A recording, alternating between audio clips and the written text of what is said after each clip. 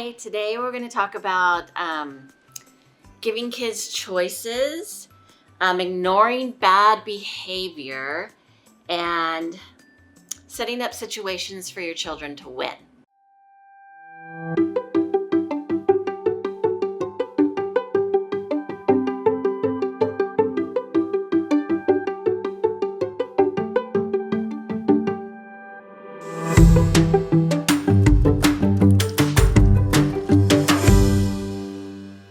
So the best thing you can do for setting up kids to win is being prepared yourself. And last time we talked about having a schedule and routines and doing rituals. So kind of knowing during the day that you're going to be spending time with your children of what you need to do to be prepared. Knowing what activities your kids will really want to do and knowing how the ones that they won't really want to do. And so how can you make those activities more fun? So a lot of times with kids, they all need to go to the bathroom, but they don't necessarily want to go to the bathroom. So we figure out fun ways to make it where it's fun or that it's their idea. Before I learned these skills, I was in the same frame of mind as most of us, and the way we were raised is that our parents would be like, you're going to go to the bathroom because I told you to, or you're going to get in the car because I told you to, or don't argue with me, I'm your parent, or don't argue with me, I'm your teacher. And that just doesn't work.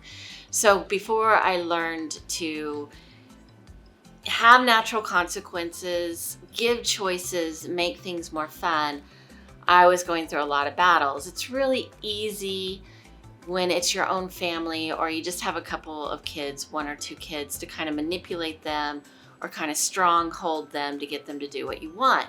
It's really hard when you have 10 to 12. Now you're saying, well, I don't have 10 to 12. I can just make my kids do what I want them to do. Or I'm their parent. I know what I'm doing. The thing is I can teach you a better way and it will make it more enjoyable for you and your children. And why should most people in their life are trying to heal their childhood? So evidently our parents didn't do it right. We're probably not doing it right. So by having these skills to make things more fun, to give them more choices, and to have natural consequences, you're going in with some skills that one will not harm them so much and not make them feel like their voice or their choice has been taken away. I notice this with a lot of kids who, when I go over and ask them, do you want to go to the bathroom? And they just fall to the ground crying. Usually when I'm training someone, I'm like, okay, this child is never given a choice. They're always just told what to do. And kids don't have the verbal speaking ability yet to really stress when they're anxious or they're frustrated or they're just tired of their choices being taken away. So a lot of times what I'll see them do is they just drop to the ground because they just had it. So by helping them have their own power to choose what they want to do, where they feel like I get to make that choice, I get to choose, is a win for everybody. You're going to win every time. And a lot of that comes with being prepared. Being prepared means I know my schedule, I've set my life up for my child to be the most successful that they can be. And then how am I going to make these things that they need to do fun? So a lot of times when we have children that need to go to the bathroom, if I ask them from across the room or if I tell them that they're going to do it, I'm usually setting myself up for a fight. And once they draw a line or once they get that kind of cocky, funny look in their eye, you've lost. And at that point in time, I would suggest you either call a neighbor or another adult to step in. Because once a child and you have drawn the line in the sand and I'm on this side and I've taken the stance of, oh, you are going to do what I tell you to do, and the child is on the other side going, I am not going to do what you want me to do, or they've just told you no, then most likely you've lost. So learning the skills to make that more fun is I would go over to the child. I always get down to their level and look them in the eye and say, it's time to go to the bathroom. Would you like to take your toy with you, or do you want me to hold your toy, or do you mind leaving your toy here? And they're like, I think I'd like you to hold my toy. Okay, I'll hold your toy. How would you like to go to the bathroom? Are you going to skip? Or are you going to hop like a frog? Or if my assistant takes them to the bathroom because they're too little, would you like to sing a song while you're going to the bathroom? And a lot of times, like, I'll even have teachers come in and they'll be like, for the 2-year-olds, they'll just go pick the child up and go sit them on the changing table to change their diaper. And they don't even think about the fact that they just took away that child's choice. Eva, do you want a hug, a fist bump, a handshake, a high five, or nothing at all? Nothing at all. Thank you for taking care of yourself this morning. Christian, do you want a fist bump, a handshake, a hug, a high five, or nothing at all? I'll show it to you just a second. Nothing at all. Well, thank you for taking care of yourself. Kinsey, what do you want this morning? Hug. Okay, can you come give me a hug? So good to see you. Junie, do you want a fist bump, a handshake, a high five, or a hug this morning, or nothing at all? You want a hug? Thank you. So even your baby, your 1-year-olds, your 2-year-olds, get in the practice of like treating them as a human being and a human being of choice, where you walk over to them and you're like, it's time to go to the bathroom. Would you like to sing ABCs today, or what song would you like to sing? And even a 2-year-old is going to be like, Twinkle? If you pay attention, if you listen, and you don't just see them as an object, they're going to tell you what they need. They're going to tell you what they want. It's such a beautiful thing. And it's so misplaced by adults because we're always just in a hurry to get where we're going.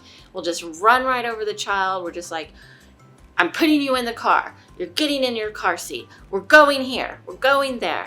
None of that's fun. It's important to make it fun. Having things that you know your kids will want to do so that you haven't brought that little secret out of your pocket and you're like, I already know they're not going to want to get in the car. So I might say, today I brought a fun CD that we're going to listen to today. It's all new music.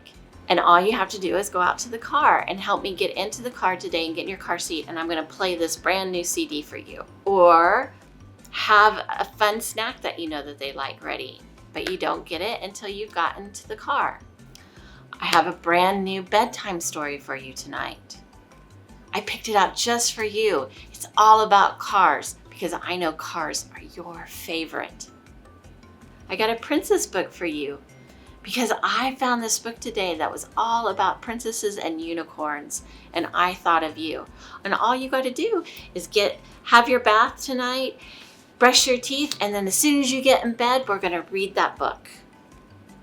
So you have little things to set them up to be successful. Natural consequences are a really great way to help kids to get them to do the things that you need them to do. So a lot of times when I have circle time, I make it fun because otherwise I'll have the kids running around the room and roaming around the room. And I always have that kid that doesn't necessarily want to listen. But over time, because I ignore bad behavior, they start to listen to me and they want to be involved because they know a couple of things. They know that one, I'm fun. And if they are roaming around the room, I need to get more fun. They also know that I'm going to be picking the kids for what centers they get to go to. And I pick the ones that are doing what I ask them to do and what I need them to do. So for me, it's always like eyes are watching, ears are listening, mouths are zipped, legs are crossed. And I always pay attention to who's doing the things I need them to do, not the one over here acting like the wiggly fish that can't flopping around. My friends that still have their hands in their laps are going to get their turns. All right, Abel, are you ready to breathe in and out? Let's go. Open it. Oh, open it.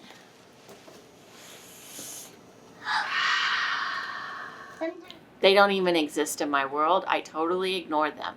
This is one of the hardest things that you're ever going to learn and try to retrain your mind to is to ignore the bad behavior, the behavior you don't want to see. So when I do natural consequences, is I purposely create situations that I know the child will really, really want to do. So I had this one little boy that would never come to my circle times, didn't care that he wasn't getting picked first. And so I did a sensory table that I baked all these baked potatoes, and I had golf tees and play hammers and screwdrivers and screws. That was perfect for a boy to want to play with, to get in there, get messy, destroy these potatoes, hammer these golf tees in. But he didn't make a good choice. So that day he learned a natural consequence. The natural consequence was it's like, oh, you really wanted to do that center. Well, I picked the children that were making good choices. So maybe when you make a good choice, then you can get to do that center too. So that's how I use natural consequences. Now, most of the time I have new teachers come in, they're like, but when are they going to be in trouble? Don't they ever get in trouble? Don't you do timeouts? What are we going to do when they get in trouble? Well, we have natural consequences. We don't have to punish a child. We just create something that they would really, really like to do. And then we say, when you make good choices, then you get to do these things that you want to do. And I created it just for you.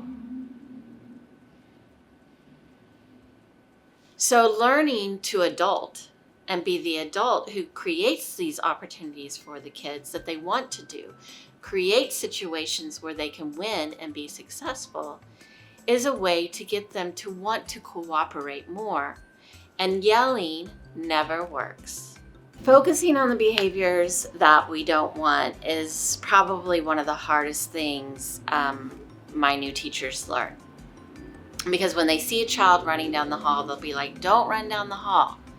If they see a child standing on a table, they're like, don't stand on the table. Or they were punished themselves when they were children. They were put in timeouts, they got spankings. They think that grabbing a child and forcefully getting them to do what they want is how you get children to do what you want. So what we really teach is that we say, instead of don't run down the hall, because kids see pictures. So the minute I say don't run down the hall, they're like, but I'm running down the hall. Aren't you proud of me? So I say, I need you to walk down the hall. I need you to put one foot and take a step, and then take your other foot and take another step. I need your bottom in the chair. I need you to walk over to me and pick up the toys. I will help you once you come to me.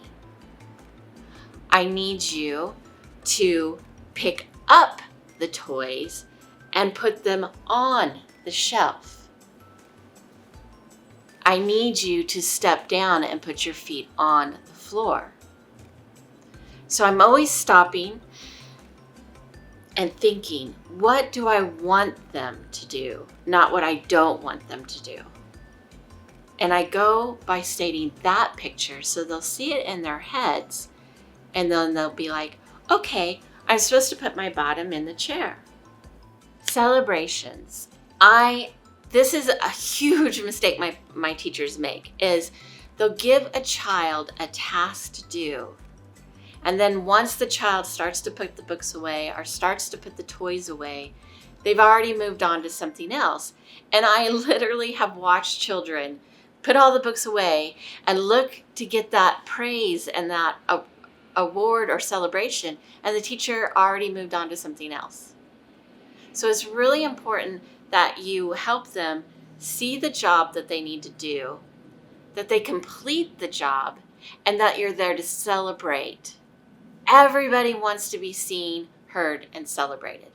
So you're like, high five, you put those books away. Wow, you decided to come over and join us. We're so excited. So all day long, what I'm looking for is not the child that's making the mistake, not the child that's acting up. I'm looking for that child that I love it when they're the children that are always getting in trouble, because I'm waiting, just waiting for them to do that one little act that we can celebrate. You came over, you sat down, your eyes are watching, your ears are listening. I am so proud of you today. You decided to come and eat dinner with us tonight. I noticed that you ate all the green things on your plate. That is amazing. That works so much better than you're going to eat everything on your plate, which is a huge thing that we never do. We never focus on the bad behaviors or the things we don't want kids to do. We're always only focused on what it is we want. And then we celebrate that. Or like, oh, because you made these good choices today at recess, I'm going to plan for even some more outdoor centers where you get to like paint and get messy and get all excited about that. Every moment of our day, we think about, how can I make this more fun? How can I focus on the positive? How can I ignore the negative? And the more you ignore the negative and the more you focus on the positive, the more you never have that negativeness. It just goes away. I have literally had children crying at my feet, and I've ignored them. And usually they'll stop after they're like, I'm just not going to pay me any attention. And the other reason I ignore them is because, like, say I'm trying to get the kids out the door, or say I'm trying to I have 10 kids cooperating, and I have 1 or 2 not. And the minute I give them my attention, now I have 4 not cooperating. And the minute I'm now giving the 4 that aren't cooperating attention, I now have 6 not cooperating. So the best thing I can do is focus on the 10 who are ready and cooperating, and I can get them out the door, and I either have an assistant or someone else bring up the ones that aren't quite wanting to make that good choice. Or sometimes I do stay back. I'll call for help. I'll get an adult to help me, and I'll let them throw their fit, because you know what? Sometimes kids need to cry, and sometimes they just need to throw a fit. So I give space and place and time for them to throw that fit, knowing that the outcome will still be the same. Whatever my goal is, whatever the outcome is, they never get out of not doing it. So if that's putting their shoes on, if that's cleaning up the room, I will just sit there if I need to while they throw their fit. And then when they're done, I'll say, are you done? I go, are you ready to put your shoes on? And they'll be like, you put them on. Now, if I know that they can put them on, I'll be like, no, you'll put your own shoes on. And if they need help, I'll put their shoes on. And then, this is huge, it's forgiven at that moment. Yes, sometimes I have a child who throws a fit. I got someone to help me take the other 10 kids out so I could have that personal moment with that child. And then they're forgiven. I don't hold it against them the rest of the day. They're not in trouble. Later on, I'm like, remember when you didn't put your shoes on and you threw the big fit and you know, you're laying on the ground. It's done. Shoes are now on. We go back outside. And that, you know, that's another mistake I see teachers like to make a lot, is like they're punishing that child, that one child who gets in trouble all the time, all day long, or they're labeling a child. I am telling you, if there's something going on wrong in your home or in your school or in your classroom, it is not the children, it is you. You don't have structure, you're not fun, and you haven't implemented some of these skills. You're still focusing on the negative. You're still wanting to punish the children. You're still yelling at them. It's time to stop. It's time to be the adult, learn some new skills, and have some fun. The process that we're going to do today is called integrating an intense experience. So my daughter's going to help me out today because it's when you're standing and she does some certain motions that I want you to witness. And we're going to go back into a memory of when she felt like her power had been taken away. And this is to help to give you not only remember when you were a kid and a situation where your power was taken away and you were maybe overpowered by another adult, them telling you what to do.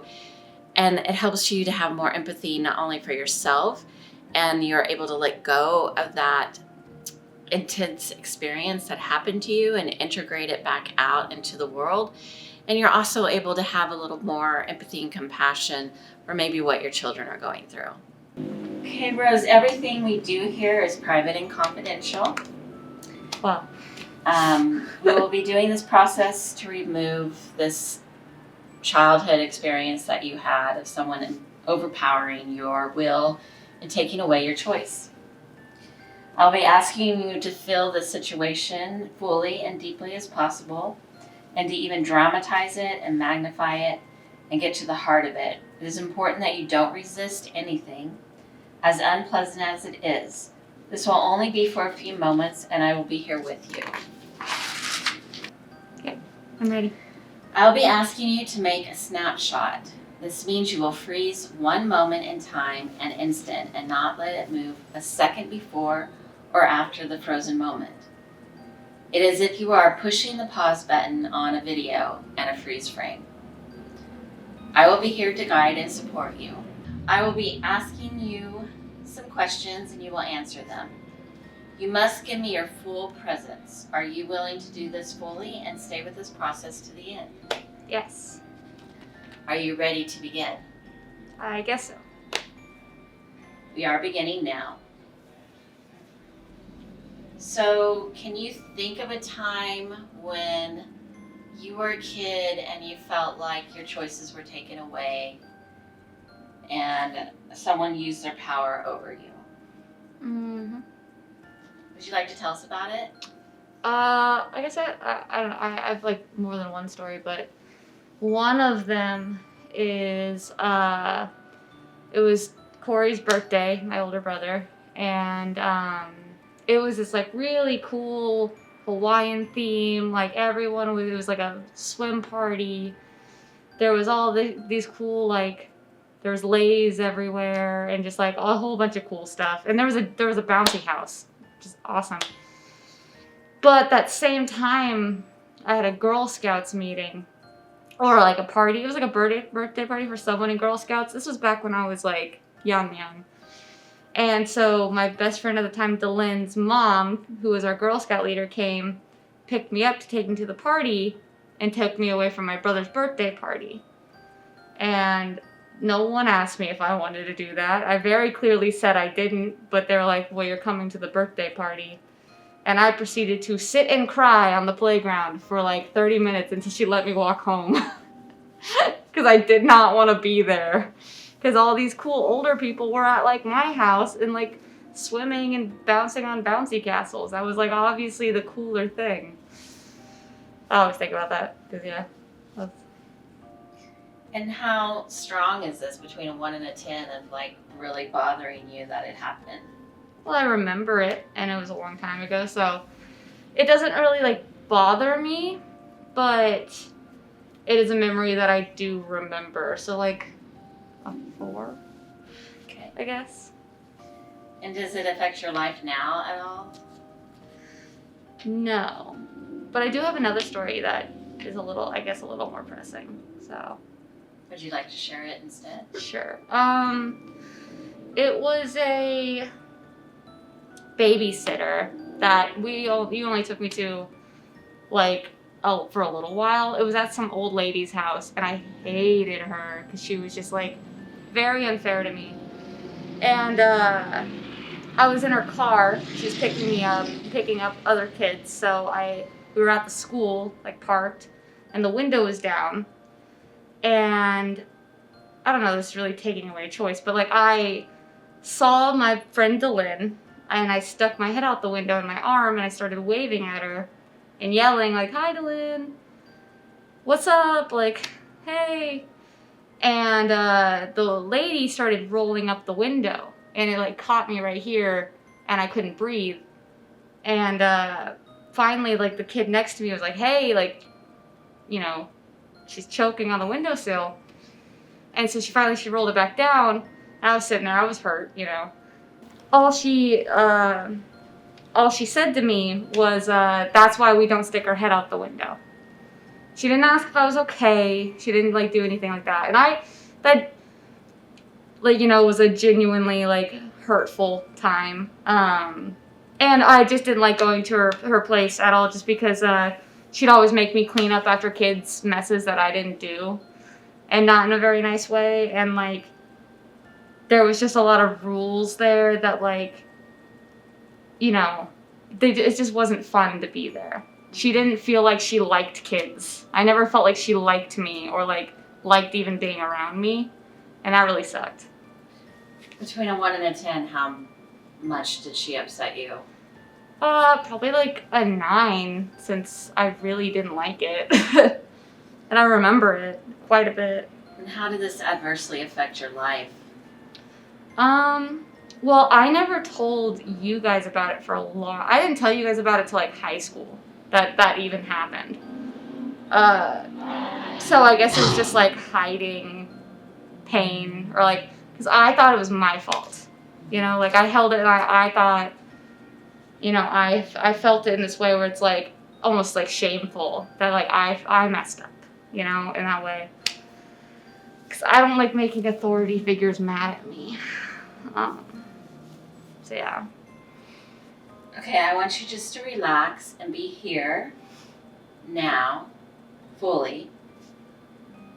And I want you to take a look around the room and simply accept 5 objects, one after another. No need to say what they are, and let me know when you've done that. Like, accept them, like... Yeah, just accept them, that they're here. This just helps you get present and in your body and be with me right here, right now.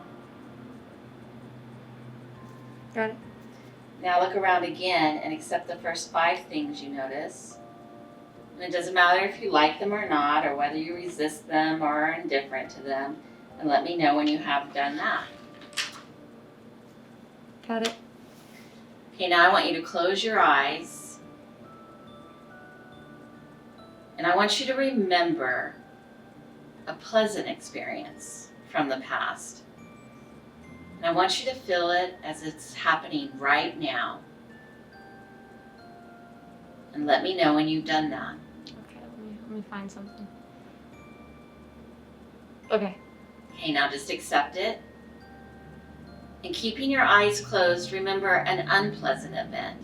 Not the experience that we were working on, but just something that you felt intensely as possible, as if it were happening at this moment, and accept it.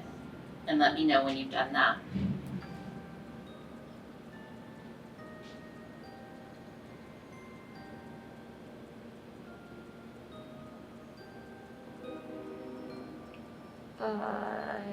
Yes.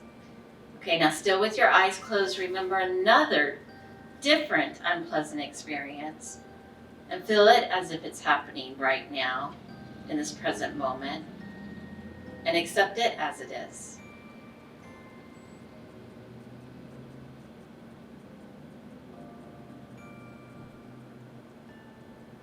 Mm-hmm. What do you see?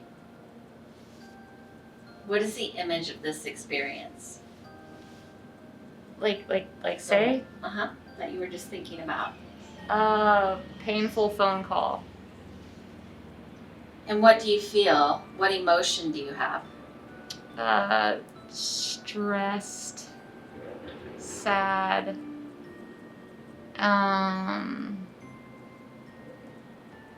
and annoyed. Okay, accept that.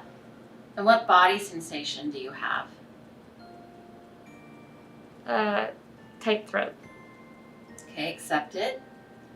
And what thought do you have? I'm not sure.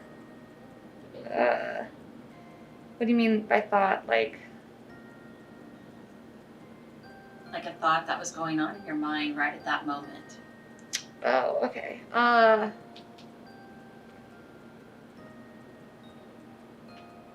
Disbelief. Okay, accept that.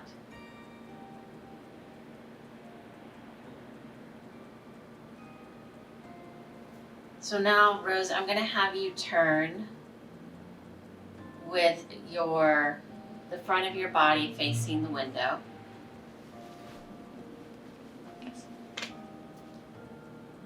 And I want you to close your eyes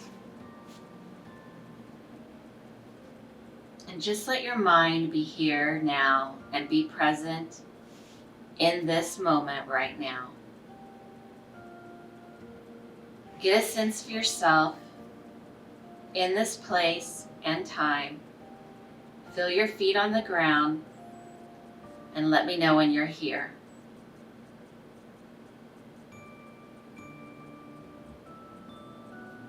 Yep.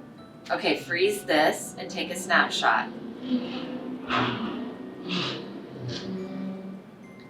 Keep it frozen and stay in this frozen moment. What is the image that you have in this frozen moment of the here and now? The inside of my eyeballs. And I don't know, I think about, like, I can feel my feet on the ground and I'm standing on a really squishy, like, kind of uneven thing. So And what thought do you have? Keep it frozen.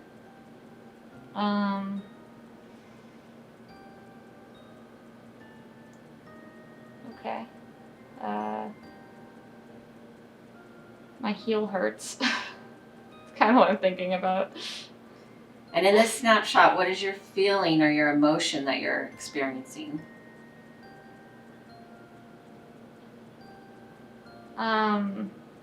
Mild discomfort, but otherwise pretty okay. Still keeping it still, what body sensation do you have? The back of my knees hurt from standing on this thing.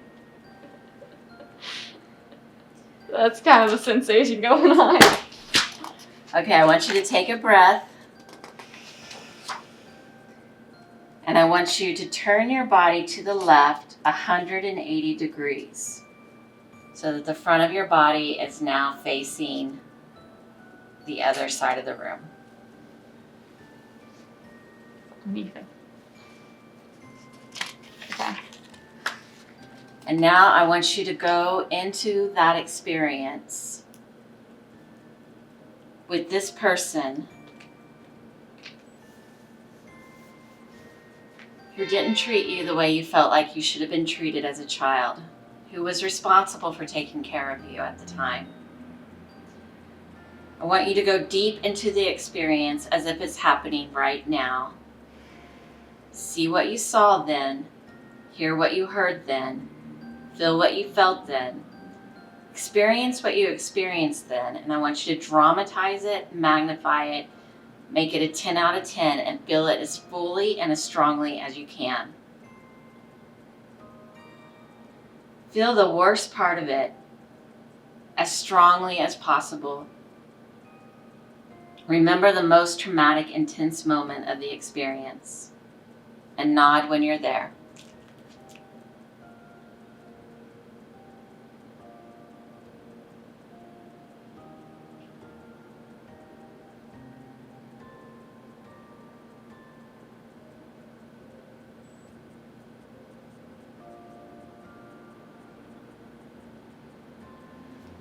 Now freeze it and take a snapshot of this exact moment.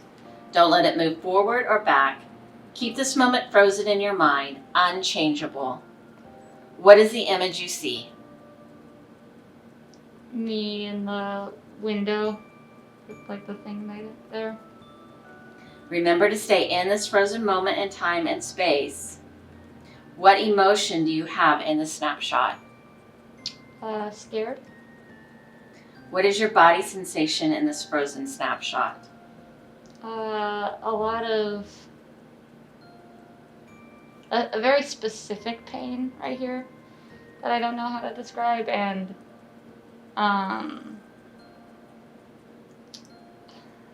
and not understanding. Keep it still. What thought do you have? Unfair? I don't know why that's coming to my head. With the forefinger of your dominant hand, point to the center of the experience, the heart of the moment, and keep your finger there. In this room, in this time, in this place, what is the distance between the tip of your finger, which is in the center of the traumatic experience, and the wall in front of you?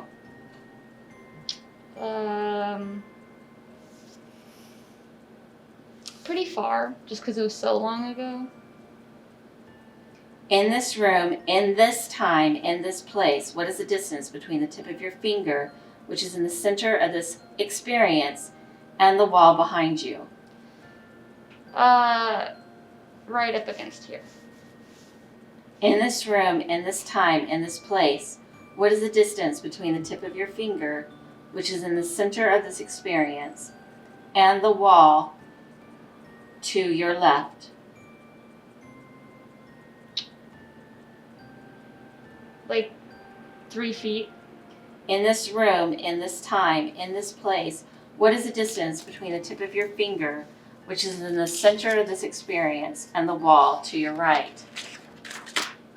Really close. Right there.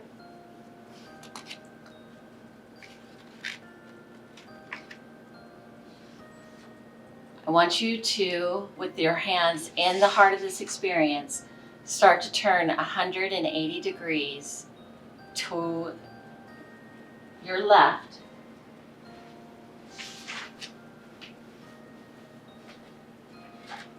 And as you were turning, Rose, what happened to the experience? Where is it now? Far behind me. Very good. Imagine a ball of light above your head. Breathe in, and with every inhalation, fill your body with this light. Fill that space that was previously occupied with this experience with light. Consciously draw in divine white light. Forgive yourself for anything you feel you may have done to contribute to this. Forgive others who were involved. Forgive their actions, their unconsciousness, and anything they have done to contribute to this experience. And when you are ready, open your eyes and face me.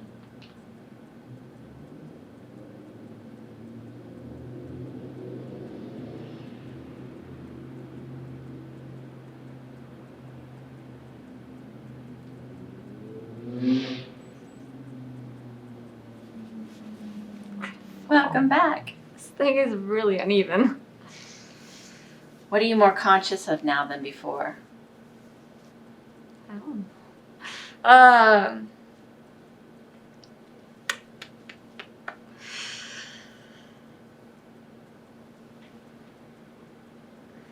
don't know. That's a hard question. I mean, as always, my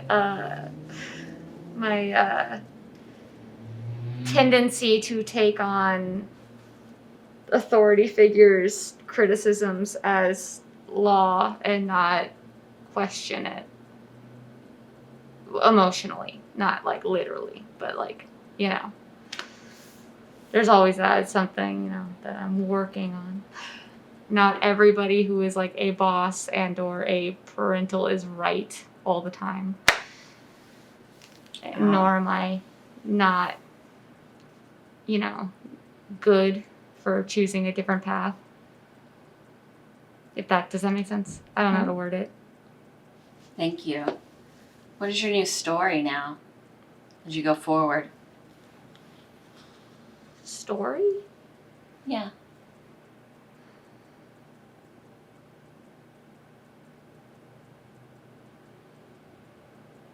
I don't know. Should I say something uplifting like I walk my own path. I am my own boss. Thank you. I mean, I am, but You are. What is one specific action you will take today to live this more fully in your life?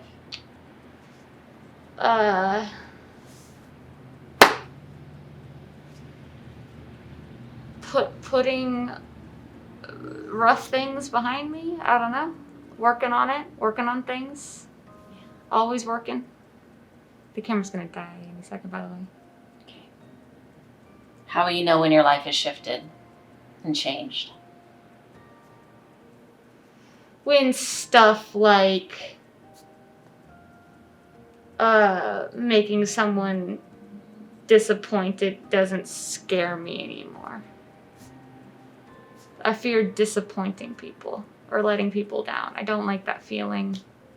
I'm working on it. Can't be a people pleaser. That's not how things work. You know. Thank you, Rose, for going and showing everybody this process. You're welcome.